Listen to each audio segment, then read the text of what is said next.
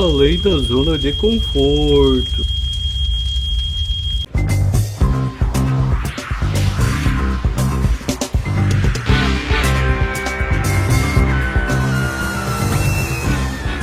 A nossa convidada é uma cartunista com 50 anos de carreira. Já trabalhou no Pasquim, na revista Veja, Isto É, além da Folha de São Paulo. Fundadora da agência de comunicação sindical Oboré, ela foi roteirista de programas de sucesso da TV Globo, como TV Pirata, Sai de Baixo, além do programa infantil TV Colosso. Apresentou um programa de entrevistas no Canal Brasil. É ativista da causa LGBTQIA, cofundadora da Associação Brasileira de Transgêneros, a ABRAT, e também cofundadora do projeto de empregabilidade de pessoas trans, o Transempregos. Ela é pai do ilustrador Rafael Coutinho. Conversaremos hoje com Laerte. Nós somos estudantes de jornalismo e nós sabemos que você iniciou o curso de jornalismo, né?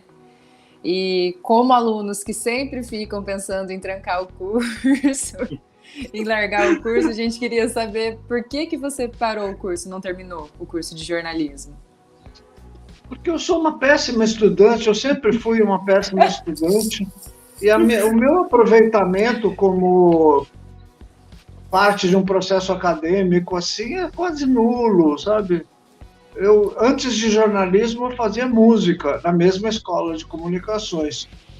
Mas eu acabei... E música tinha muito de uma prática artística, não tinha tanto estudo, academia, sabe? Sim. Você se formou em música?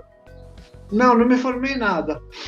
Mas música, para mim, tinha uma dimensão, uma prática que predominava. E é isso. Eu sou uma péssima estudante.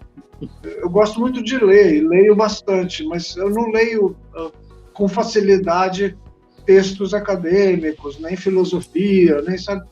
Eu tropeço bastante nessas coisas.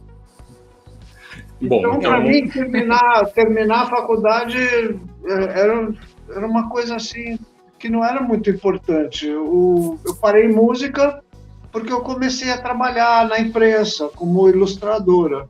Aí eu entrei na faculdade de novo para fazer jornalismo e, de alguma forma, a minha ideia na época era calçar com lastro acadêmico a minha carreira e sei lá que outro tipo de justificativa tinha. Sei lá, por exemplo, ter um diploma para poder ter prisão especial.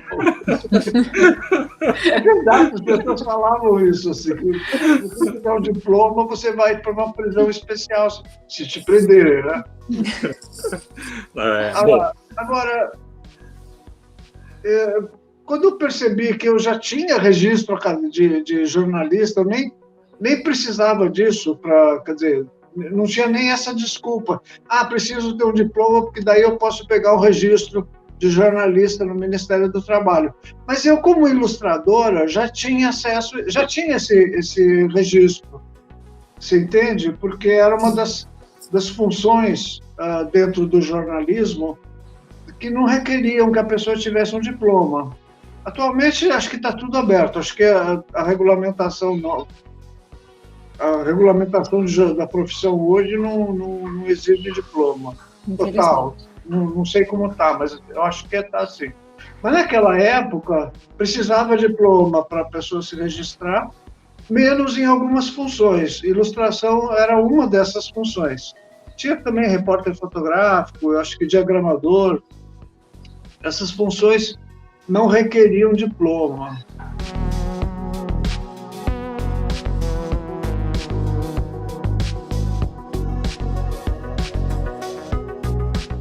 Como é que foi a eleição para você? Você acompanhou, você foi votar e depois acompanhou ou não acompanhou, esperou ver, ficou ansiosa? Não estava muito ansiosa, não. Estava preocupada com a possibilidade do Lula não ser eleito, mas eu não estava muito ansiosa, não. Tanto é que eu não fiquei acordada até tarde. Eu meio que fui dormir logo. nem fui comemorar, nem nada, não. Eu vi até o fim a apuração, mas é que tá, no Brasil esse resultado saiu relativamente cedo, né? Mas eu não saí para comemorar nem nada.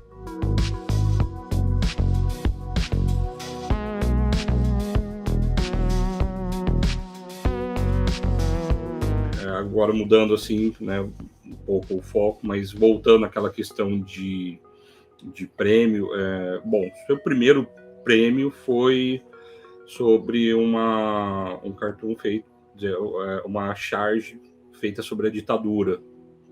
Você ganhou o Prêmio Internacional de Humor de Piracicaba, isso em 74. Acho que não era internacional nessa época, era? Eu acho que era, eu acho que já era internacional, não sei, eu tenho que dar uma olhada, mas... E aí, assim, você ganhou um prêmio com uma charge bem crítica ao governo, você fez parte do Partido Comunista, você trabalhou para jornais sindicais, e você teve problemas com a ditadura por tudo isso?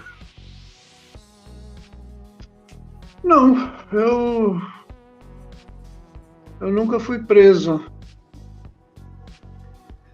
Mas teve uma situação que foram atrás de você, né? Foram.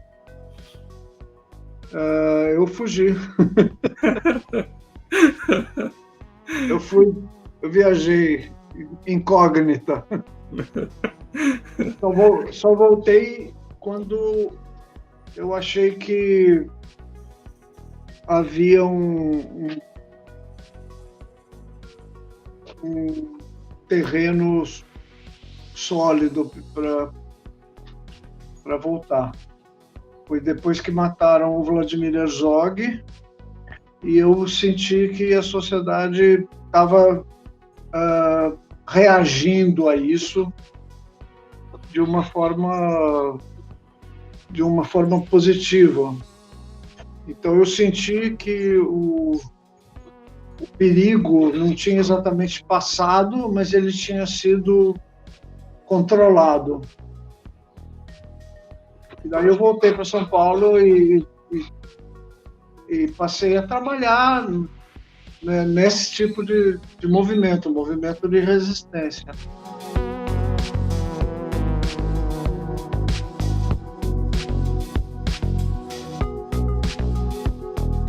Quando foi que realmente você se sentiu, se você puder nos contar, evidentemente, quando que foi que deu aquele estalo, assim, que você falou assim, olha, eu não posso mais ignorar a minha sexualidade, eu tenho que viver isso, e como que foi isso? Foi algo que ficou mais forte mesmo, ou já vinha batendo em você há muitos anos antes de você decidir? Eu sempre soube que eu gostava de fazer sexo com homens, porque foi assim que eu comecei a minha vida sexual. Agora, isso me assustou bastante, a ponto de eu bloquear e botar isso, esconder, né, isso de mim mesmo, assim, quer dizer, procurar me convencer que tinha sido só uma fase, tal. E eu vivi 30 e tantos anos que envolveram casamentos com mulheres. O fato é que eu cheguei numa época da minha vida, com 50 e tantos anos, em que eu disse chega, eu estava sofrendo muito, fazendo pessoas sofrerem, pessoas que conviviam comigo, né? E por quê? Porque isso gera uma frustração e uma carga de sentimentos negativos muito grande. E eu demorei muito tempo para ter consciência disso, para estabelecer um processo de autoaceitação e chegar numa conclusão, se dizer que não, chega de fingir. Eu passei um bom tempo dizendo que era bissexual. Agora, eu não acho que eu sou bissexual, eu acho que eu sou homossexual.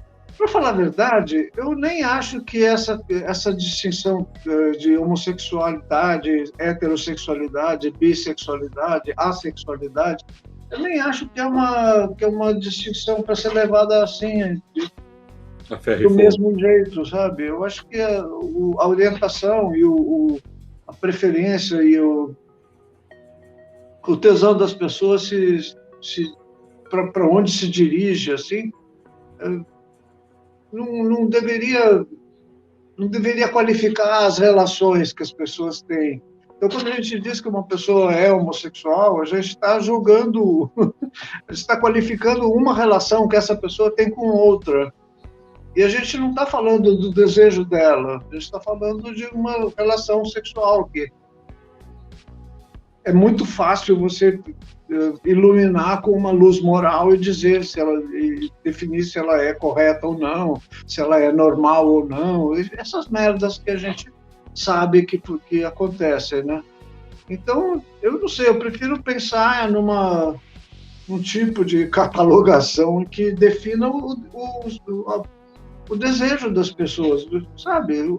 Minha história me autoriza a dizer o seguinte: eu gosto de homens, gosto de homens e mulheres, ou prefiro não fazer sexo também, que é uma das orientações, né? A sexualidade.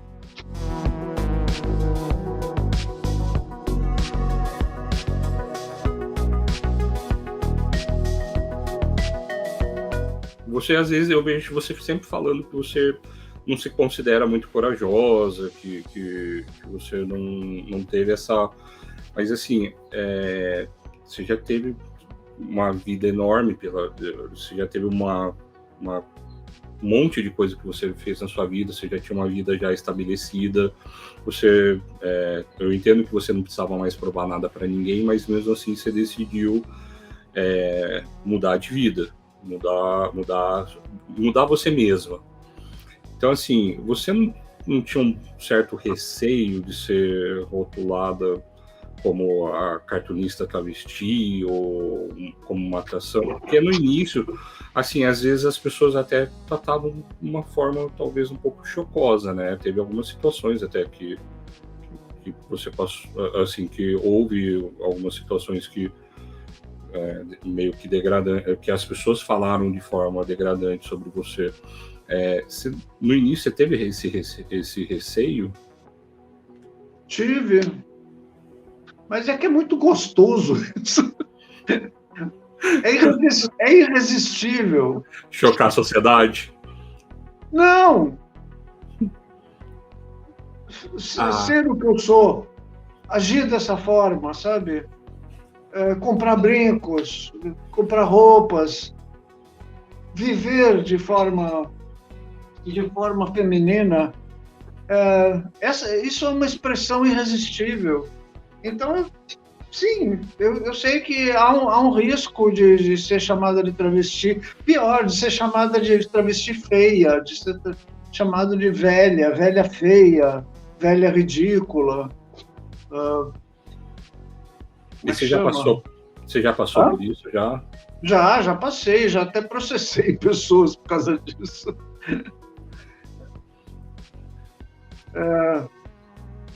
Mas é que é irresistível, né?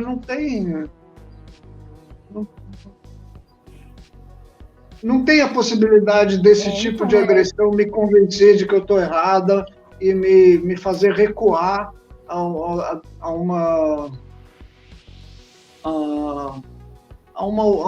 um estágio, né, de reclusão. Isso não tem essa possibilidade, por quê? Porque é bom demais. Eu sinto que esse gesto que eu fiz, nesse movimento que eu fiz na vida, me levou perto de alguma coisa que era o que eu queria. Eu não acredito muito em predestinação, eu não compro muito essa história, não. Mas eu me reconheço tanto nisso que eu fiquei pensando, puxa, é como se eu tivesse sido criada para isso. Não é que eu faça bem também, não é que eu seja uma mulher exímia na minha mulheridade. Eu sou uma mulher que eu consigo ser. Paciência, né?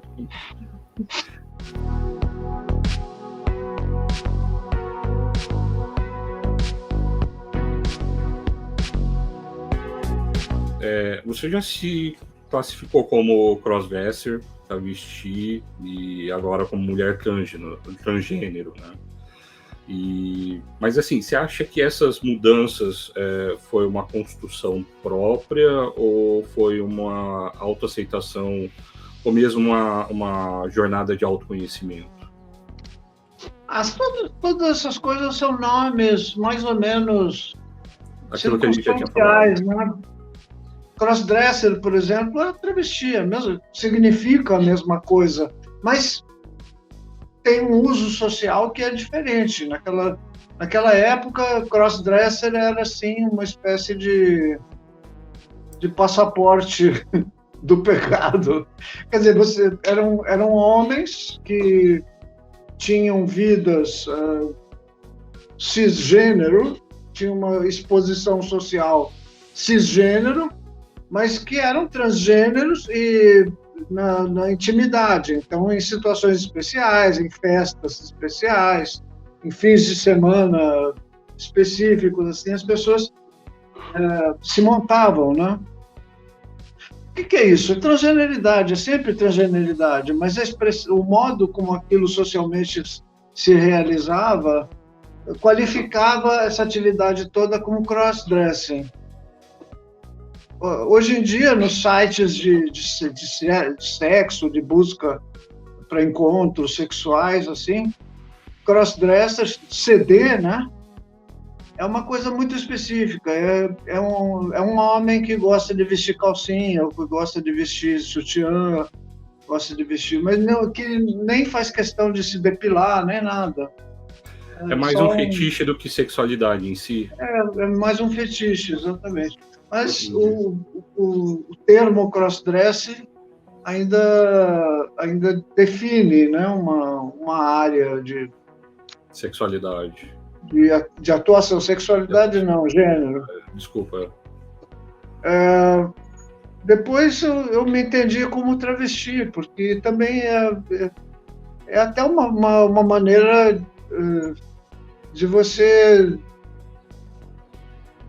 tirar a palavra, o termo travesti dessa área de preconceito, né? Essa área que é uma área de preconceito classista, assim, as travestis eram consideradas, né, do ponto de vista dessa visão preconceituosa, como gente que estava na área da prostituição e que eram pessoas mais pobres. Então, tem uma visão classista e preconceituosa que situou o termo travesti nessa situação, assim. E eu acho que esse momento já está ultrapassado, assim, quer dizer, é possível hoje você encontrar a designação de travesti de uma maneira muito mais digna, né? E mulher trans, homem trans, a transgeneridade, esses termos todos, eu confesso que, para mim, eles soam de diferentes formas, em diferentes momentos. E eu tenho um pouco de preguiça, assim, de ficar tornando essa coisa muito precisa, sabe? Afinal, o que você é? Eu entendo.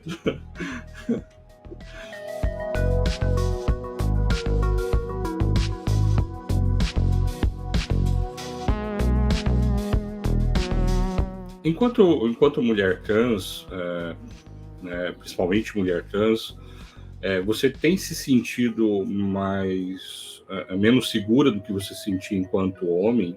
Não só... Também talvez um pouco de autoestima, mas principalmente na questão de violência? Não.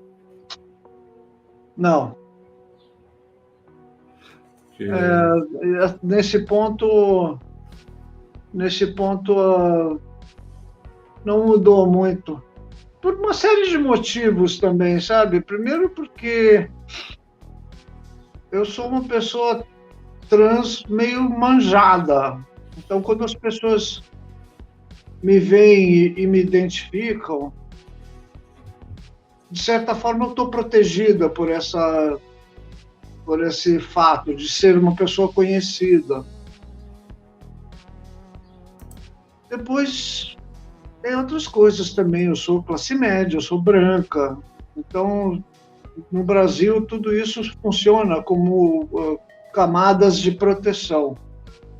Então, eu sei que vivo numa sociedade onde pessoas trans são agredidas com muita frequência e muita violência.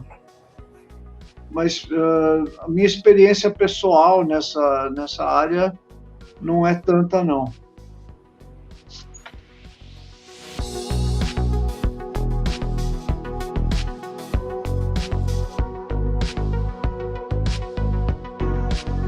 Você passou por uma grande metamorfose já, né? Você já, de novo, voltando nesse assunto, mas assim, você acha que já chegou àquilo que você esperava? Eu lembro que no Laertes você estava pensando, um dos pontos focais do documentário era se você iria mesmo colocar implantes de silicone ou não. E assim, não vou colocar, não. Essa dúvida eu já ultrapassei em algum tempo. Não só não vou colocar implantes, nem fazer procedimentos cirúrgicos, não estou planejando isso, né? Como também não estou planejando fazer intervenções com hormônio. Então, do ponto de vista de relação com o meu organismo, eu acho que é isso aqui.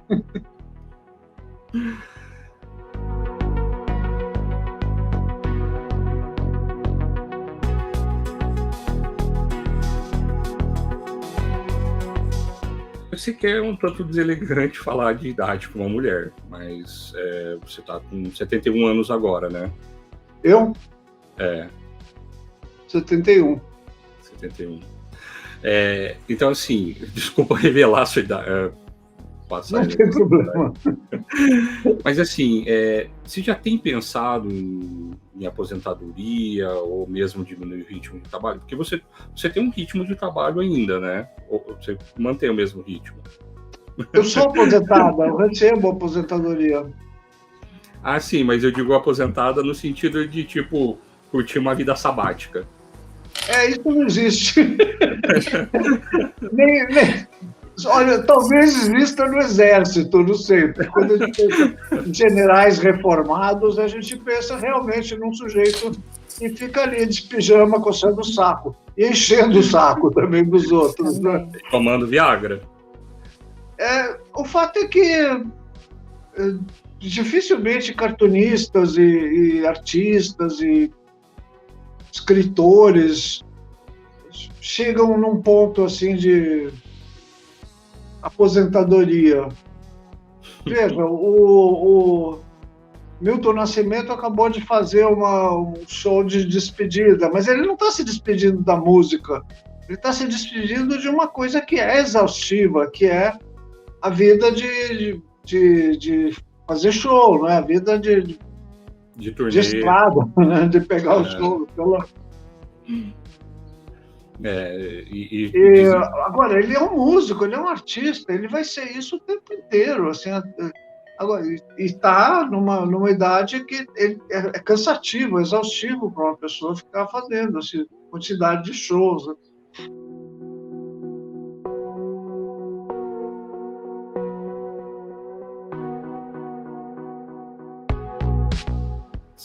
Como que tem sido, depois disso tudo, assim, como que tem sido a sua vida amorosa? Você tem conseguido ter alguém, ou não tem, ou você... Não, estou sozinha e pretendo continuar só, do ponto de vista de relacionamentos afetivos. Não, para mim deu. Já viveu tudo que tinha para viver? Não, claro que não. Não? Eu não vivi tudo que eu tinha para viver, porque eu não sei o que eu ainda tenho para viver. Tá. Mas certo. Eu não tenho mais vontade de ter um relacionamento, entendeu? Um relacionamento afetivo, namorado, ou coisa assim. não tenho mais essa vontade, não. Você já teve alguma conversa com as suas ex-esposas? Já, quase todas. Houve alguma coisa assim que te jogaram na cara ou falaram assim, era culpa sua, não era eu? Não, eu tenho relação boa com quase todas. Que bom, Laird. Bom, Nós agradecemos muito a Demais. sua atenção, o seu tempo. Você é uma pessoa maravilhosa, tão legal.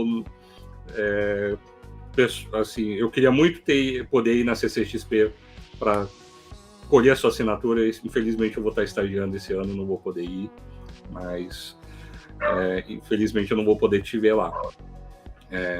eu queria agradecer também, porque nós estávamos muito nervosos, mas, né, o seu jeito acabou deixando a gente um pouco mais confortável e a gente até ultrapassou muito mais o tempo que a gente deveria com você. Obrigada. Gente, eu que agradeço a atenção de vocês e o convite para essa conversa.